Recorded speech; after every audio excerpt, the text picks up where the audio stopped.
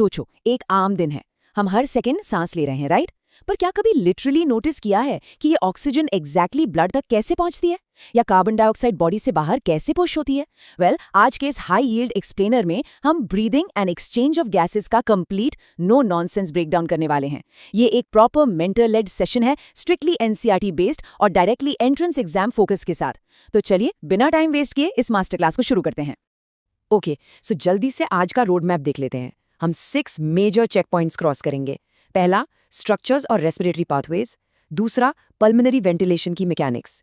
तीसरा, सबसे high yield respiratory volumes और फॉर्मूलाज। फिर चौथा, गैस एक्सचेंज मेम्ब्रेन डायनामिक्स। पांचवा, ट्रांसपोर्ट ऑफ गैसेस और फेमस बोर इफेक्ट। और आखिर में रेगुलेशन और सबसे डेंजरस एग्जाम ट्रैप्स जहां कॉमनली मार्क्स कटते हैं। Let's move. All right, let's dive straight into section 1, structures and respiratory pathways. सबसे पहले ना एक बहुत बड़ी कंसेप्चुअल मिस्टेक क्लियर करते हैं। अक्सर लगता है कि ब्रीदिंग और रेस्पिरेशन एग्जैक्टली सेम चीज है।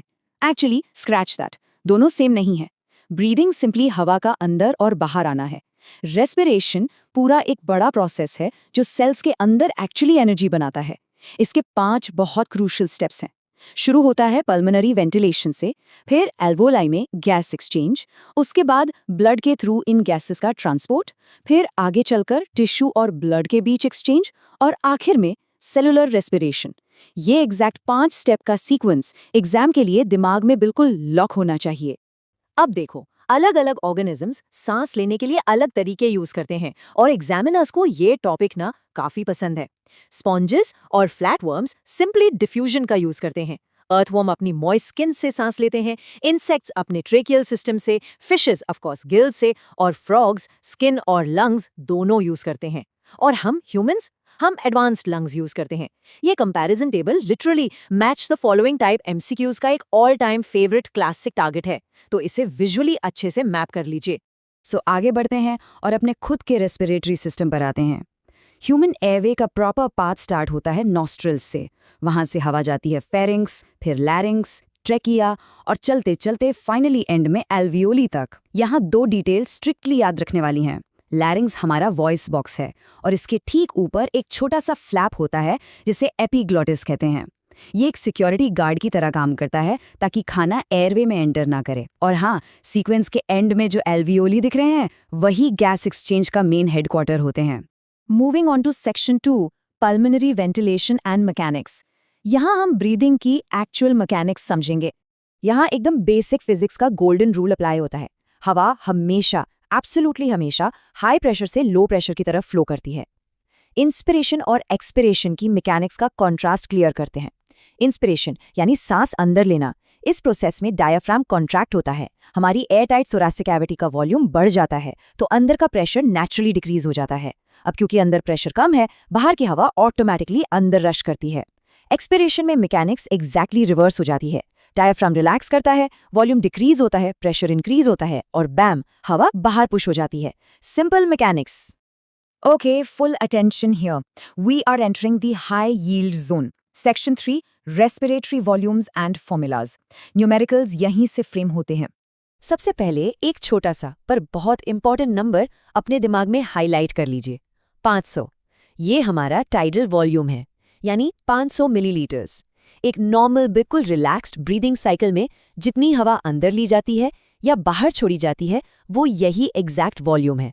स्पायरोमीटर नाम का एक क्लिनिकल डिवाइस इसे मेजर करता है, और ट्रस्ट मी, ये सिंगल बेसिक वैल्यू आगे की सारी कॉम्प्लेक्स कैलकुलेशंस का सॉलिड फाउंडेशन बनती है।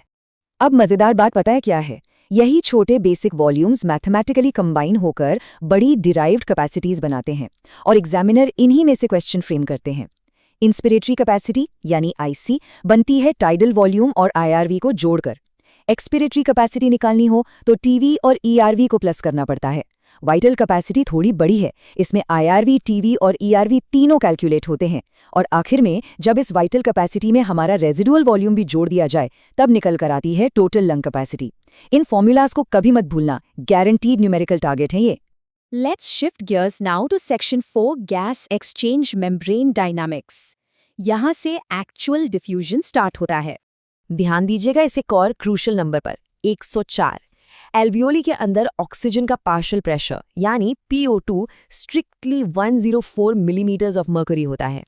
वहीं दूसरी तरफ एल्वियोली के पास जो डीऑक्सीजनेटेड ब्लड पहुंचता है उसमें ये प्रेशर सिर्फ 40 होता है। सोचो जरा, 104 और 40, इनके बीच का जो ये जोरदार डिफरेंस है ना, यही वो कोर ड्राइविंग फोर्स है, एक स्टीप ग्रेडियंट है जो ऑक्सीजन को पुश करता है एल्वियोली से निकलकर सीधा ब्लड में डिफ्यूज होने के लिए। और यह डिफ्यूजन किस एग्जैक्टली रास्ते से गुजरता है? एक प्रॉपर्ली फंक्शनिंग डिफ्यूजन मेम्ब्रेन सिर्फ 3 बेहद डेलिकेट लेयर्स से बनी होती है, एल्वियोला एपिथेलियम, कैपिलरी एंडोथेलियम और इन दोनों को सपोर्ट करने वाली बीच की बेसमेंट मेम्ब्रेन। अब माइंड ब्लोइंग फैक्ट तो ये है कि इन तीनों लेयर्स की कंबाइंड थिकनेस 1 मिलीमीटर के फ्रैक्शन से भी कम होती है, एकदम लिटरली पेपर थिन। यही एक्सट्रीम थिननेस प्रैक्टिकली इंश्योर करती है कि गैस एक्सचेंज रैपिड और सुपर एफिशिएंट हो। चलिए आगे बढ़ते हैं। Section 5, gas transport and Bohr effect. ये पूरे चैप्टर का सबसे कॉम्प्लेक्स और स्कोरिंग हिस्सा है। ऑक्सीजन ब्लड में ट्रैवल कैसे करती है? Let's break down the fundamentals. Blood में मैक्सिमम यानी 97% ऑक्सीजन आरबीसीज के अंदर हीमोग्लोबिन के साथ ट्रैवल करती है। बाकी बची ही 3% सिंपली प्लाज्मा में डिसॉल्व हो जाती है। एक इंपॉर्टेंट फैक्ट, एक single haemoglobin molecule maximum 4 oxygen molecules को टाइटली बाइंड कर सकता है। जब पार्शियल प्रेशर ऑफ ऑक्सीजन और इस हीमोग्लोबिन सैचुरेशन को ग्राफ पर प्लॉट करते हैं तो एक क्लासिक सिग्मॉइड यानी एस शेप्ड कर्व मिलता है। ये एस शेप्ड कर्व ऑलमोस्ट हर कंसेप्चुअल क्वेश्चन का फाउंडेशन पिलर है। तो चलिए तुरंत एक डायरेक्ट प्रैक्टिस क्वेश्चन से आपकी नॉलेज टेस्ट करते हैं। क्वेश्चन, ऐसी कौन सी स्पेसिफिक टिश्यू कंडीशंस हैं जो ऑक्सीजन को हीमोग्लोबिन से रिलीज होने में फेवर करती हैं, जिसे हम बोर इफेक्ट का ड्राइविंग इंजन कहते हैं? सोचो इस पर। टिश्यूज जब हेवीली एक्टिव होते हैं तो वहां normally low PO2, high PCO2, high H+ ions और स्लाइटली हाई टेम्परेचर होता है। यही सारे फैक्टर्स एक साथ कंबाइन होकर हीमोग्लोबिन का स्ट्रक्चर ऑल्टर करते हैं और एक तरह से सिग्नल देते हैं कि release the oxygen right here. यही है फेमस बोर इफेक्ट। ऑक्सीजन हो गई। अब इस डोनट चार्ट से कार्बन डाइऑक्साइड ट्रांसपोर्ट का एक्यूरेट ब्रेकडाउन देखते हैं। एक मैसिव अमाउंट, लगभग 70% CO2 ब्लड में बाइकार्बोनेट आयंस के फॉर्म में ट्रैवल करती है। सिर्फ अराउंड 23% हीमोग्लोबिन के साथ बाइंड होकर कार्बामिनो हीमोग्लोबिन बनाती है और बाकी 7% प्रैक्टिकली डिसॉल्व्ड फॉर्म में रहती है। इस पूरे प्रोसेस में कार्बोनिक एनहाइड्रेस एंजाइम का रोल एब्सोल्यूट स्टार लेवल का है। ये उस रिएक्शन को लिटरली मिलियन टाइम्स फास्ट कर देता है जो बाइकार्बोनेट फॉर्म करती है। बहुत फ्रीक्वेंटली पूछा जाने वाला पॉइंट है ये। और आखिर में आते हैं सेक्शन 6 पर, regulation and exam traps. Rankers यहाँ ही अपने मार्क्स सिक्योर करते हैं। ब्रेन इतनी परफेक्टली टाइम्ड ब्रीदिंग कैसे कंट्रोल करता है? यहाँ हम 2 मेजर ब्रेन सेंटर्स को कंपेयर कर रहे हैं, मेड्यूला और पॉन्स। मेड्यूला के अंदर हमारा रेस्पिरेटरी रिदम सेंटर होता है जो practically baseline automatic breathing cycle को कॉन्स्टेंटली कंट्रोल करता है, और उसके ऊपर पॉन्स रीजन में न्यूमोटैक्सिक सेंटर होता है। इसका फंक्शन है जरूरत पड़ने पर इस रिदम और नॉर्मल ब्रीदिंग रेट को एक्टिवली ऑल्टर करना। एजर्शन रीजनिंग क्वेश्चंस में ये फंक्शनल मैपिंग एकदम दिमाग में क्लियर रखनी पड़ेगी। अपने इंटरनल अलर्ट साइरन्स ऑन कर लीजिए क्योंकि यहाँ सबसे ज्यादा मार्क्स प्रैक्टिकली नाली में जाते हैं। ये सबसे कॉमन एग्जाम ट्रैप्स हैं और मैं इनके आगे एक बड़ा रेड फ्लैग लगा रहा हूँ। पहला ट्रैप, स्टूडेंट्स पल्मोनरी वेंटिलेशन को गलती से सेल्यूलर रेस्पिरेशन समझ लेते हैं। दूसरा और लिटरली सबसे बड़ा मिसकंसेप्शन, ब्लाइंडली अज्यूम करना कि लो ऑक्सीजन के लेवल से ब्रीदिंग रिदम सेंटर ट्रिगर होता है। Absolutely wrong. असलियत में ब्लड में कार्बन डाइऑक्साइड और H+ आयंस के लेवल्स प्राइमरी ट्रिगर्स होते हैं कीमोरिसेप्टर्स के लिए। ऑक्सीजन का डायरेक्ट रोल इस मामले में कंप्लीटली इनसिग्निफिकेंट है। और तीसरा ट्रैप, हमेशा भूल जाना कि CO2 ऑक्सीजन से 20 से 25 गुना ज्यादा सॉल्युबल होती है। इस सेक्शन को फाइनल रैप अप करते हुए की रेस्पिरेटरी डिसऑर्डर्स को ब्रीफली टच कर लेते हैं क्योंकि यहाँ से क्विक स्कोरिंग क्वेश्चंस आते हैं। पहला एस्थमा, जिसमें एक्चुअली एयरवेज में एक्सट्रीम इन्फ्लेमेशन होती है जिसकी वजह से वीजिंग और ब्रीदिंग डिफिकल्टी आती है। दूसरा एम्फिजीमा, इस कंडीशन में एल्वियोलाई की वॉल्स कंप्लीटली डैमेज हो जाती हैं और एग्जामिनर का फेवरेट फैक्ट ये है कि इसका सबसे स्ट्रॉन्ग एसोसिएशन क्रॉनिक स्मोकिंग के साथ है। और आखिर में ऑक्यूपेशनल रेस्पिरेटरी डिसऑर्डर्स, लंबे टाइम तक डस्ट या स्टोन एक्सपोजर वाले काम करने से लंग्स में फाइब्रोसिस यानी स्कार टिश्यू डेवलप हो जाता है। वहां प्रॉपर मास्क पहनना स्ट्रिक्टली नॉन निगोशिएबल है। इस प्योर हाई यील्ड एक्सप्लेनर का एक फाइनल मेंटर कंक्लूजन है और वो एक सिंपल फिलॉसफी पर बेस्ड है, true clarity beats rote cramming every single time. देखिए, अगर अपने प्रेशर ग्रेडियंट्स सच में समझ लिए हैं, अगर हीमोग्लोबिन का वो एस शेप्ड कर्व और CO2 ट्रांसपोर्ट की मैथमेटिक्स जेन्युइनली समझ में आ गई है, तो कॉन्सेप्ट्स को ब्लाइंडली रटने की कभी जरूरत नहीं पड़ेगी। लॉजिक एक बार याद हो गया तो एग्जाम में क्वेश्चन चाहे जैसे भी ट्विस्ट होकर आए, आपसे डेफिनेटली सॉल्व होगा ही होगा। तो क्या आज सभी लोग अगला और सबसे क्रूशल स्टेप लेने के लिए तैयार हैं? आखिरी सवाल यहीं छोड़ रही हूँ। क्या इस हार्ड अर्न्ड नॉलेज को अभी सीधा फुल मार्क्स में कन्वर्ट करना चाहते हैं?